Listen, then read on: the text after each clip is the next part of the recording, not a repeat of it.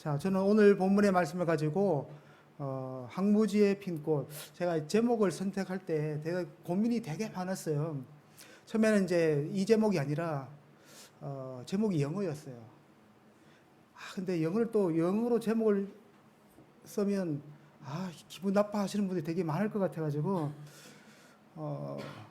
제목을 이제 제 대신 화관이라는 제목으로 생각했다가 제 대신 화관이 창세기 37장에서 50장까지 내용하고 별로 연관성이 없는 것 같아가지고 고민을 하다가 요셉의 인생을 보니까 항무지에서 핀 꽃과 같은 인생을 살아왔구나라는 생각이 들었습니다. 그래서 항무지에서 핀 꽃이라는 제목으로 하나님 말씀을 전하려고 합니다.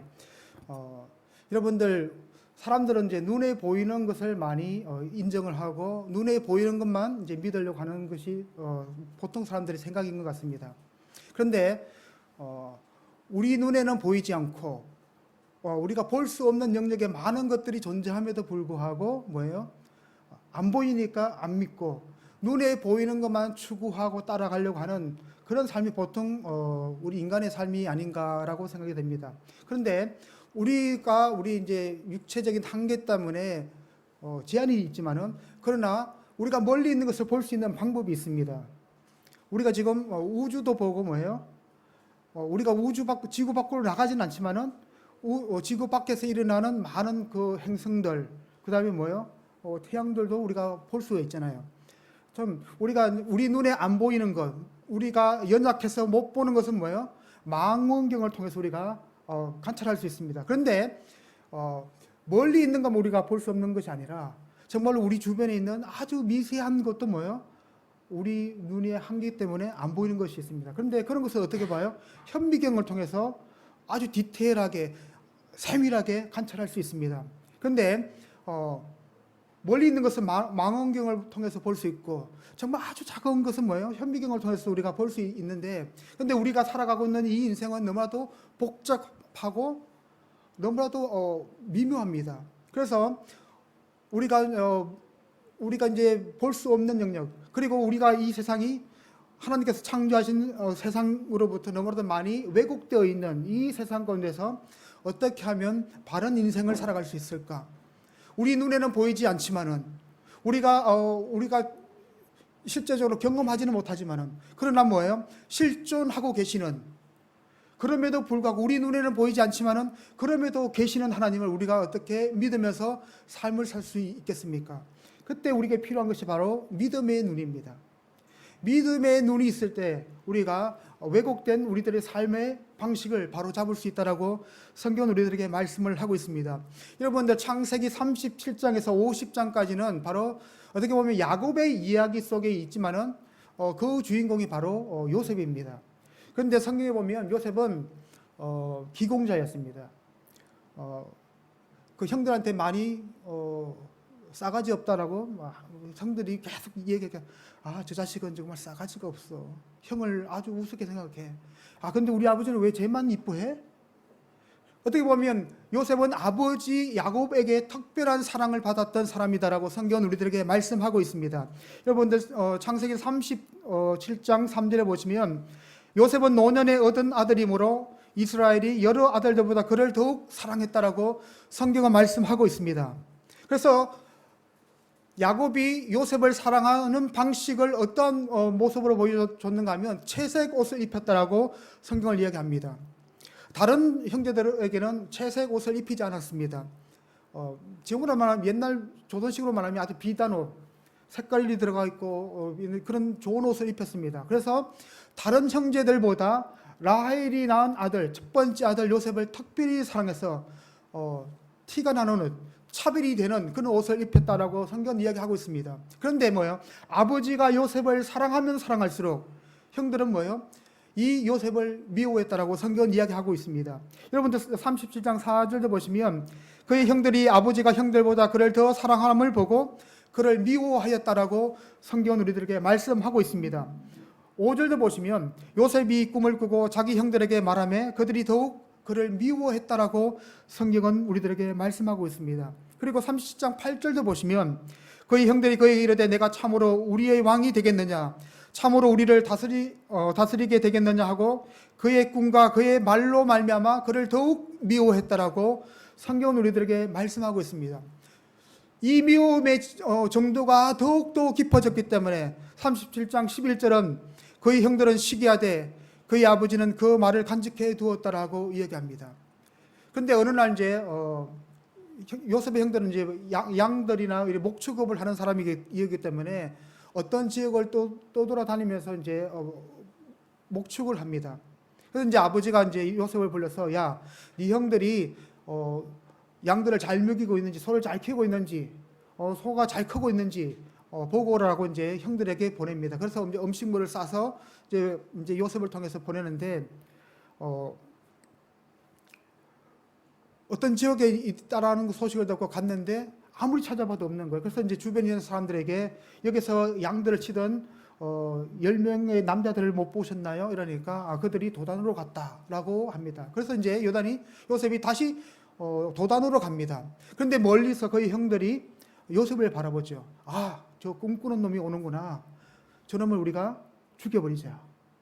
그래서 저놈을 죽여버리면 저놈이 꿈을 꿨던 그 꿈이 어떻게 되는지 우리가 한번 지켜보자라고 합니다. 그러니까 이제 난리가 나는 겁니다. 이제 그래도 그렇지 아무리 제가 네 가지가 없지만은 쟤를 우리 동생인데 죽이면 되겠느냐. 로벤이 부탁을 합니다. 죽이지는 말자. 그래서 이제 안 죽이는 걸로 거의 합의가 된 채로 이 로벤이 이제 장시에 출타를 합니다. 그러니까 뭐예요? 안 되겠어요. 그래서 이제 로벤이 있을 때 옷을 뺏기고 난 다음에 어떻게 했어요? 구덩이에 넣어버렸잖아요. 그리고 이제 옷을 벗깁니다. 채색 옷을 벗깁니다.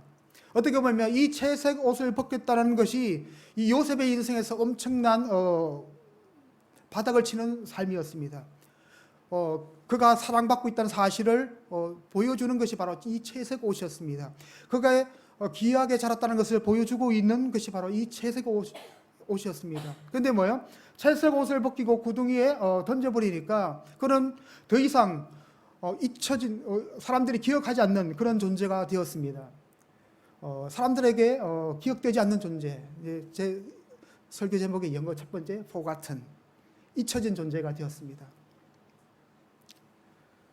정말로 상식이 통하는 세계, 그리고 합리적인 세계, 그리고 서로가 소통할 수 있는 대화가 있는 그 세계로부터 단절되었고 잊혀진 그러한 요셉이 되었다라고 성경 우리들에게 말씀하고 있습니다. 그런데 여러분들, 이 창세기 요셉의 이야기에서 가장 중요한 삶의 전환점이 되는 것이 바로 이 구덩이입니다. 첫 번째 뭐예요? 형들이 요셉을 구덩이에 던져버렸습니다. 누군가의 도움이 없이는 그곳에서 벗어날 수 없는 그런 구덩이에서 요셉이 뭐예요? 신분이 바뀐 겁니다.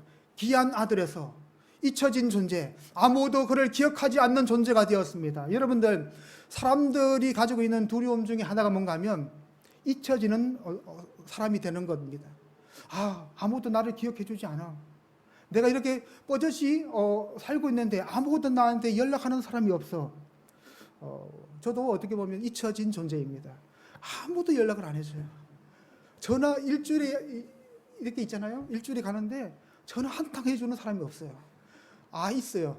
우리 회장님만 유일하게 저한테 목사님 잘 계세요 이렇게 전화가 오는데 사람들이 느끼는 감정 중에 잊혀진 존재.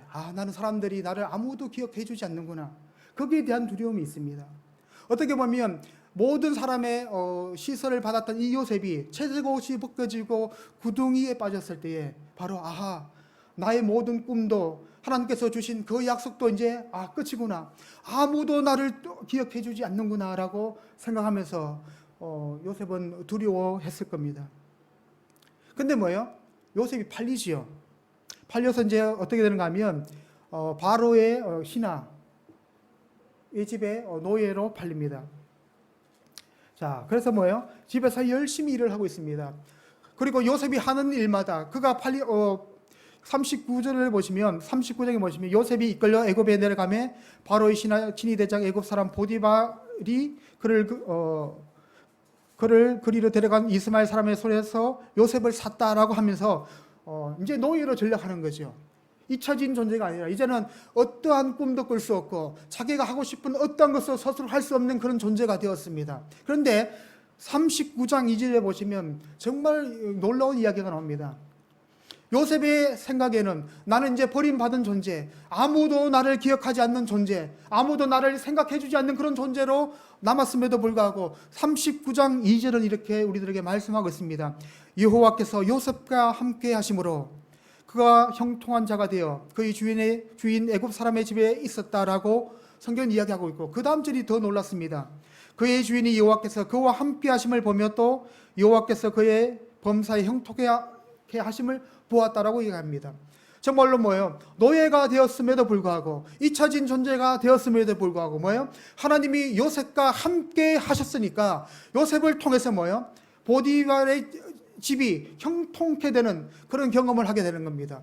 자기 인생만 뭐예요? 복받은 인생이 아니라 요셉을 보면서 이방인 보디발이 요셉의 삶 가운데 하나님이 함께 하고 계심을 경험하게 되었다라고 성경 우리들에게 말씀하고 있습니다. 그래서 이 요셉에게 그의 모든 집을 관장할 수 있는 그런 힘을 줍니다. 그런데 요셉의 인생에서 마지막 이제 또 인생의 전환점이 뭔가 하면 또 감옥에 갑니다. 그 더 디테일한 이야기는 제가 아주 세밀하게 이야기를 안 해드려도 아시죠? 보디발의 아내가 이 요셉이 이때 나이가 이제 한 17세 정도 되었습니다. 그리고 이제 그 집에서 한 13년 정도 이제 있었는데, 감옥까지 합치면 13년 정도 있었는데, 얼굴도 잘생기고 똑똑하고 젊고 하니까 이 보디발 아내가 이제 요셉과 연애를 하고 싶은 거예요. 근데 요셉은 노예였음에도 불구하고 그의 신앙적인 원칙을 지키면서 하나님을 섬기는 그러한 사람이 되었습니다. 그러니까 이제 자존심 상하자. 내가 이렇게 한번 낳고 데이트 한번 하자고 여러 번 이야기하는데 가감하게 막 쳐내니까 이제 괘씸하니까 이제 요셉을 중상모략합니다. 그래서 이제 결국은 보디발의 집에 감옥에 갇히게 되었습니다. 그런데 이 감옥이요, 앞에 있는 구덩이와 같은 단어입니다. 우리가 생각하면 지상에 있는 그런 감옥이 아니죠. 고대는 어떤 땅을 파서 도망갈 수 없는 그런 곳에 이제 사람을 가두는데, 특히 이제 요셉이 있었던 자리는 또 중요한 자리입니다. 왜냐하면 거기에는 아무나 잡아넣는 데 아니라 정치적인 문제로 정치범이 들어가는 장소였습니다. 그래서 어떻게 보면 두 사람을 만납니다. 그 감옥에서. 하나는 바로의 포도주를 관장하는 술 맡은 관원, 그리고 빵을 만드는 사람을 만나는데, 한날 그 사람들이 같은 꿈을 꿉니다. 그 꿈의 내용은 뭔가 하면 바로 한 명은 다시 복직이 되고 한 명은 3일 안에 죽는 꿈이었습니다. 자, 그러면서 이제 이 술 맡은 관원이 이제 감옥을 나갈 때 요셉이 이렇게 말을 합니다. 40장 보시면 40장 14절 보면 당신이 잘 되시거든 나를 생각하고 내게 은혜를 베풀어 내 사정을 바로게 하려 이 집에서 나를 건져주소서. 나는 히브리 땅에서 끌려온 자여 여기서도 옥에 갇힐 일을 행하지 아니하였습니다 라고 합니다. 이제 자기 꿈에 의해서 이제 이 사람이 나가니까 정말 바로를 만나거든 나를에 대해서 좀 좋게 좀 이야기해 주십시오라고 합니다. 그런데 보면 어떤 일이 있는가 하면 40장 마지막 절 23절에 보면 술 맡은 관원장이 요셉을 기억하지 못하고 그를 잊었다라고 성경 우리들에게 말씀하고 있습니다. 자, 그래서 이제 어떻게 보면 오늘 본문 저 목사가 뜬금없이 41장 9절 도대체 이 구절이 왜 중요할까? 왜 설교 본문으로 정할 만큼 가치가 있는 이야기일까? 라고 의심할 수도 있습니다. 그런데 보면 항무지에 있던 요셉이 본격적으로 꽃을 피우기 시작했던 구절이 바로 41장 9절부터입니다. 바로가 꿈을 꾸는 거죠. 그런데 그 꿈을 해석할 사람이 없습니다. 그러니까 술 맡은 관원이 내가 나가거든 나를 기억해 달라고 했던 그 소년, 유대인 소년이 있었는데, 히브리 소년이 있었는데 하면서 바로 임금에게 이 요셉을 추천합니다. 제가 떡 받는 관원과 제가 감옥에 있을 때 우리의 꿈을 정확하게 맞췄던 히브리 소년이 있습니다. 라고 하니까 데리고 오라. 라고 하면서 이제 바로의 꿈을 해석해 주죠. 디테일한 내용들은 제가 하면 싫어합니다. 설교가 길어지니까. 그래서 성경을 읽어보시면 됩니다. 37장에서 42장까지만 읽어보시면 됩니다. 자, 그래서 뭐예요? 설교가 아니고 이제 꿈을 해석해주고 애굽의 총리가 되는 겁니다. 어떻게 보면 우리는 이 항무지에서 핀 항무지라는 것은 어떤 생산 능력이 없습니다. 그런데 뭐예요? 이 항무지도 꽃을 피울 수 있는 길이 있는데 뭔가 하면 끊임없이 씨앗이 뿌려지고 물이 있으면 뭐예요? 싹이 납니다. 어떻게 보면 요셉의 인생은 잊혀진 존재에서 항무지 같은 삶의 자리에 내려갔지만 그럼에도 불구하고 그곳에서 하나님은 여전히 요셉과 함께 하셨고 정말 요셉이 했는 것처럼 보이지만 그러나 요셉의 인생 가운데 배후에서 하나님께서 일하고 계심을 요셉의 일생을 통해서 우리들에게 말씀하고 있습니다. 제가 오늘 새벽에 이제 일찍 일어나서 비가 많이 오더라고요. 그래서 이제 숙소 밖을 나가니까 그 테라스가 있잖아요. 거기서 이제 설교를 이제 마무리를 하면서 좋은 은혜들을 여기에다가 좀 저장을 해놨는데 지금 볼 수가 없는 상황입니다. 자, 키면 되는데 그렇게 하고 싶지는 않아요. 그래서 물이나 한 잔 마실게요. 속이 타 들어갑니다. 여러분들 요셉의 삶에 있어서 가장 중요한 전환점은 감옥이라는 삶의 환경이었습니다. 구덩이에 넣으면 요셉의 형들은 요셉도 없애고 정말로 그에게 주셨던 하나님의 꿈도 없이 할 수 있을 것이다라고 생각을 했을 겁니다. 그런데 뭐예요? 그 구덩이에서 요셉은 살아나게 되었다는 겁니다. 여러분들, 요셉이 애굽의 총리가 된 것이 무엇 때문일까요? 그가 하나님께서 주신 꿈을 잘 붙잡고 있었기 때문에 그랬을까요? 아닙니다. 요셉에게 있어서 중요한 것은 뭔가 하면 하나님이 그에게 주신 꿈이 아니라 그 꿈을 주신 하나님께 집중하는 인생을 살았기 때문에 그는 뭐예요? 어려운 삶의 환경에서도 일어날 수 있었습니다. 정말로 유혹할 수 있고 정말 넘어갈 수 있고 우리가 사람이 보면 이렇게 경제적으로나 육체적으로나 위기 가운데 오면 어떤 유혹이 올 때 많이 흔들립니다. 돈이 없을 때 뭐예요? 야, 주일날 하루 빠지고 일을 하면 일당 50만 원 준대. 어떻겠어요, 마음이? 흔들릴 수 있습니다. 목사라고 안 흔들릴까요? 아이고, 흔들립니다. 돈 싫어하는 사람은 없잖아요. 그렇다고 일을 하루 가진 않지만 마음이 뭐예요? 50만 원, 50만 원, 50만 원. 이 50만 원 있으면 뭘 하는데? 근데 어떻게 요셉은 가면 하나님께서 주신 꿈, 하나님께서 주신 비전 그 자체를 붙잡고 있는 인생이 아니라 바로 그 꿈을 주시고 그 비전을 주셨던 하나님 앞에 집중하는 인생을 살았기 때문에 그 유혹 많은 세상에서 믿음을 지킬 수 있었다라고 성경은 우리들에게 말씀하고 있습니다. 우리는 하나님께서 주신 선물에 집중하는 그러한 신앙생활이 아니라 우리에게 선물을 주시고 꿈을 주시고 우리에게 은혜를 주신 그 하나님께 집중하는 인생을 사셔야만이 우리 신앙생활이 위기 가운데서도 일어날 수 있는 능력이 생기는 겁니다. 여러분들, 우리는 연약합니다. 환경적으로 우리가 낮아집니다. 세상은 우리가 꿈꾸는 것을 막는 세상입니다. 더 좋은 세상, 남을 배려하는 인생, 자기를 부인하고 십자가를 지려고 하는 그 인생, 내 것을 챙기지 않고 다른 사람에게 퍼주려고 하는 그런 시도들을 무시하는 것이 이 세상이 살아가고 있는 삶의 방식들입니다.